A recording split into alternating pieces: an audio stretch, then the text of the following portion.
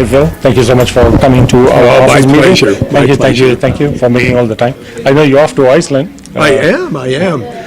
Raise money for the LePage Shelter Foundation. I was looking at the numbers that you were putting on the screen. It's an amazing amount of money. Yes. That's a lot of money. Yes. The 88 people should raise close to $650,000 for the foundation. It's Royal LePagers have big hearts. Yeah. And besides the money, the adventure. Wow. That is true. Right? Next year maybe I'm going to join you. I love it. I'm going to lose all this gut and join you there.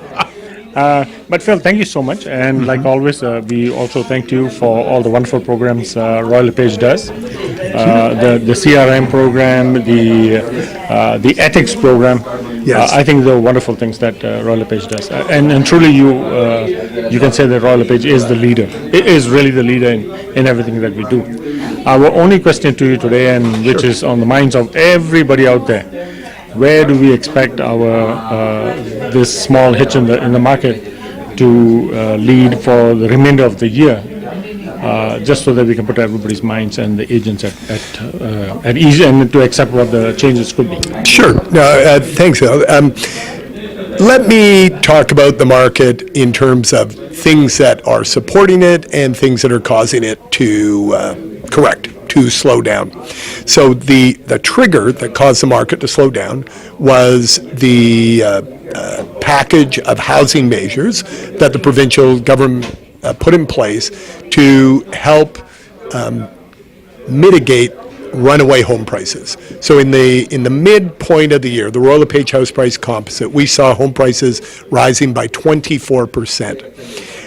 That's not healthy. That's an unsustainable market, and we knew that this would pass. Well, the measures that were put in place, while minor on their own, they were additive, because if you go last fall, we saw the federal government put in place changes that restricted access to insured mortgages. And then finally, the third thing that will slow the market was that the central bank, the Bank of Canada, bumped interest rates up ever so slightly by 1/4 percentage point off that emergency level. So let me talk about the things that are driving the market, that'll mitigate, that'll make the downturn slower. The first one is that interest rate hike itself.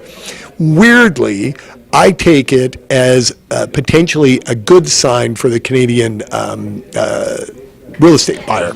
They have been hearing for years now, for some 7 years, each year, interest rates are going to rise this year, interest rates are going to rise this year, and every year they don't. Well, what do you take away from that? One of the things you say is, maybe the Governor of Bank of Canada, the people in the know something I don't, and we could be headed for another recession. And that's challenging for people's confidence. True. Now the message they're getting is Canada is the fastest growing advanced economy in the world, fastest growing population, yes. And we need to ease off those emergency interest rate levels, so it's actually good news. All in all, I think where we're going to end up at is a slowing market. It'll be a relatively slow second half to 2017, but I believe we'll see growth again come the spring of 2018. So as far as a market correction goes, this one should be relatively short and relatively mild. Thank you. Thank you. Thanks. Thank Cheers. you so much.